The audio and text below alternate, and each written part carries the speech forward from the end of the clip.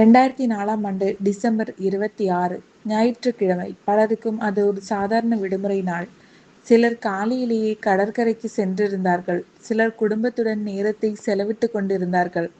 ஆனால் அந்த நாளின் சில மணி நேரங்களுக்குப் பிறகு இந்திய பெருங்கடலை சுற்றியுள்ள பல நாடுகளின் வரலாறே மாறப்போகிறது என்று யாருக்கும் தெரியாது.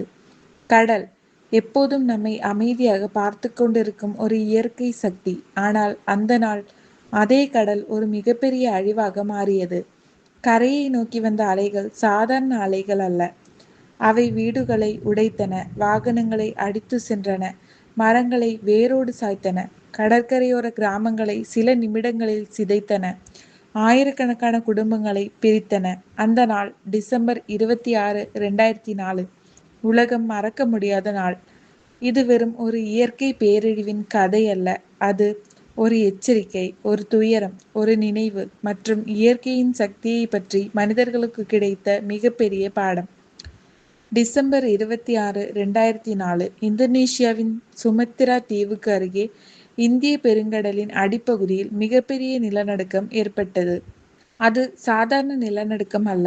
ரிக்டர் அளவுகோலில் சுமார் 9.1 அளவிலான மிகப்பெரிய நிலநடுக்கம். நிலநடுக்கம் கடலுக்கு அடியில் ஏற்பட்டதால் கடலடி பகுதியின் ஒரு பெரிய பகுதி திடீரென மேலே அல்லது கீழே நகர்ந்தது. அதன் விளைவாக மிகப்பெரிய அளவில் கடல் நீர் இடம்பெயர்ந்தது. அந்த நீர் வெறும் ஒரு இடத்தில் நிற்கவில்லை. அது பல திசைகளில் அலைகளாக பயணிக்க தொடங்கியது. அதுதான் சுனாமி. சுனாமி என்ற வார்த்தையை நாம் இன்று எல்லோரும் அறிந்திருக்கிறோம். ஆனால் சுனாமி என்பது வெறுமனே மிகப்பெரிய கடல் அலை என்று சொல்வது முழுமையான விளக்கம் அல்ல. பொதுவாக கடலில் நாம் பார்க்கும் அலைகள் காற்றின் காரணமாக உருவாகின்றன. ஆனால் சுனாமி பெரும்பாலும் கடலுக்கு அடியில் ஏற்படும் மிகப்பெரிய நிலநடுக்கம், எரிமலை வெடிப்பு அல்லது கடலடி பகுதிகளில் ஏற்படும் பெரிய நிலச்சரிவு போன்ற காரணங்களால் உருவாகலாம். 2004 நடந்தது கடலடியில் ஏற்பட்ட மிகப்பெரிய நிலநடுக்கம்.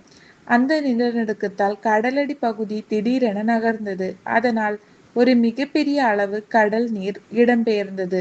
அந்த ஆற்றல் அலைகளாக பரவியது. ஆழமான கடலில் சுனாமி அலைகள் மிக வேகமாக பயணிக்க முடியும். சில நேரங்களில் விமானத்தின் வேகத்தை போல வேகத்திலும் அவை நகரலாம்.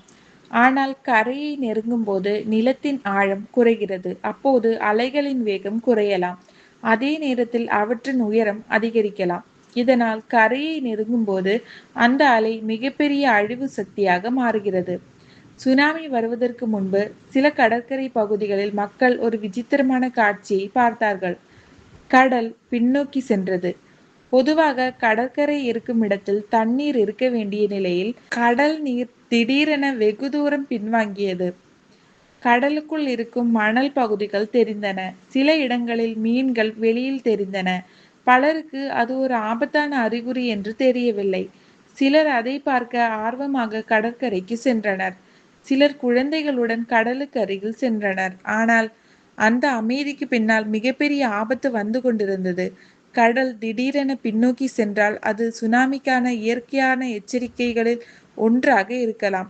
அப்படிப்பட்ட நேரத்தில் கடலை நோக்கி செல்லக்கூடாது. உடனடியாக கடற்கரையிலிருந்து விலகி உயரமான அல்லது பாதுகாப்பான இடத்துக்கு செல்ல வேண்டும். சுமத்ராவுக்கு அருகில் ஏற்பட்ட நிலநடுக்கத்திற்கு பிறகு சுனாமி அலைகள் இந்திய பெருங்கடலை சுற்றியுள்ள பல நாடுகளை நோக்கி பயணித்தன. இந்தோனேஷியா, இலங்கை, இந்தியா, தாய்லாந்து, மாலத்தீவு மற்றும் பல பகுதிகள். சில இடங்களில் தாக்கம் மிகவும் கடுமையாக இருந்தது. கடற்கரை பகுதிகளில் வாழ்ந்த மக்கள் தங்களுடைய வாழ்க்கை முழுவதும் பார்த்திராத ஒரு காட்சியை அந்த நாள் பார்த்தார்கள். கடல் கரையை நோக்கி வந்து கொண்டிருந்தது. ஆனால் அது சாதாரணமாக வரும் கடல் அல்ல. அது நகரத்தையே விழுங்கும் அளவுக்கு வேகமாக முன்னேறிய நீரின் சுவர் போல இருந்தது. இந்தியாவில் தமிழ்நாடு மிகவும் மோசமாக பாதிக்கப்பட்ட பகுதிகளில் ஒன்றாக இருந்தது. கடலோர மாவட்டங்களில் உள்ள பல கிராமங்கள் கடுமையான தாக்கத்தை சந்தித்தன. நாகப்பட்டினம், கடலூர், கன்னியாகுமரி, சென்னை மற்றும் பல கடலோர பகுதிகளிலும் தாக்கம் ஏற்பட்டது. குறிப்பாக மீனவ சமூகங்கள் மிகப்பெரிய பாதிப்பை சந்தித்தனர். கடலை நம்பி வாழ்ந்த குடும்பங்களின் வாழ்க்கையே ஒரே நாளில் மாறியது. வீடுகள் அழிந்தன, படகுகள் சேதமடைந்தன, மீன்பிடி உபகரணங்கள் அடித்து செல்லப்பட்டன, சாலைகள் பாதிக்கப்பட்டன, குடிநீர் ஆதாரங்கள் மாசடைந்தன. முக்கியமாக பல குடும்பங்கள் தங்களுடைய அன்புக்குரியவர்களை இழந்தனர். 2004 சுனாமி என்று சொன்னவுடன் தமிழ்நாட்டில் பலருடைய நினைவுக்கு வரும் முக்கியமான இடங்களில் ஒன்று நாகப்பட்டினம். கடலோரத்தில் அமைந்திருந்த பல கிராமங்கள் அலைகளால் கடுமையாக பாதிக்கப்பட்டன. அந்த நாள் காலை வரை சாதாரணமாக இருந்த வீதிகள் சில மணி நேரத்தில் சேரும் சகதியுமாக மாறின. வீடுகளுக்குள் தண்ணீர் புகுந்தன. வாகனங்கள் அடித்துச் செல்லப்பட்டன. மீன்பிடி படகுகள் ஒன்றின் மீது ஒன்று குவிந்தன. பல இடங்களில் மக்கள் தங்கள் உறவினர்களை தேடி அலைந்தனர். ஒருவருக்கு ஒருவர் உதவினர். அந்த நேரத்தில் மனிதர்களின் துயரத்தோடு சேர்ந்து மனிதர்களின் மனித நேயமும் வெளிப்பட்டது. உள்ளூர் மக்கள், மீட்பு குழுக்கள், காவல்துறையினர், தன்னார்வலர்கள், மருத்துவ பணியாளர்கள் அனைவரும் மீட்பு பணிகளில் ஈடுபட்டனர். தமிழ்நாட்டின் தெற்கு முனையில் இருக்கும் கன்னியாகுமரியும் சுனாமியின் தாக்கத்தை சந்தித்தது. கடலும் நிலமும் சந்திக்கும் அந்த பகுதியில் அன்று இயற்கையின் சக்தி வேறொரு முகத்தை காட்டியது. கடற்கரையை சுற்றி இருந்த பகுதிகளில் நீர் புகுந்தது. மக்கள் பாதுகாப்பான இடங்களுக்கு ஓடினர். பல குடும்பங்கள் தங்கள் வீடுகளை விட்டு வெளியேற வேண்டிய நிலை ஏற்பட்டது. அந்த நாள் பலருடைய வாழ்க்கையில் ஒரு பிரிக்க முடியாத நினைவாக மாறியது. ஒரு முக்கியமான கேள்வி: சுனாமி அலை ஏன் இவ்வளவு ஆபத்தானது? கடலில் ஆழமாக இருக்கும்போது சுனாமி அலைகள் மிகவும் நீளமான அலைகளாக இருக்கும். அவை வேகமாக பயணிக்கலாம். ஆனால் கரைக்கு அருகில் கடலின் ஆழம் குறையும். அப்போது அலைகளின் இயக்கம் மாறுகிறது. நீர் மேல் நோக்கி உயரத் தொடங்குகிறது. இதனால் கரையை தாக்கும்போது நீரின் உயரமும் சக்தியும் மிகப்பெரியதாக இருக்கலாம். மேலும் ஒரு சுனாமி என்பது ஒரே ஒரு அலையுடன் முடிந்துவிடும் என்று நினைப்பது ஆபத்தானது. பல அலைகள் தொடர்ச்சியாக வரலாம். சில நேரங்களில் முதல் அலை மிகப்பெரியதாக இருக்க வேண்டிய அவசியமும் இல்லை.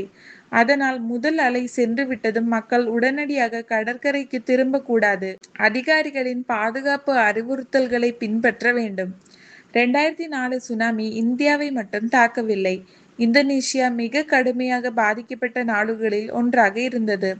இலங்கையிலும் மிகப்பெரிய உயிரிழப்புகள் ஏற்பட்டன. தாய்லாந்து உள்ளிட்ட பல நாடுகளும் பாதிக்கப்பட்டன.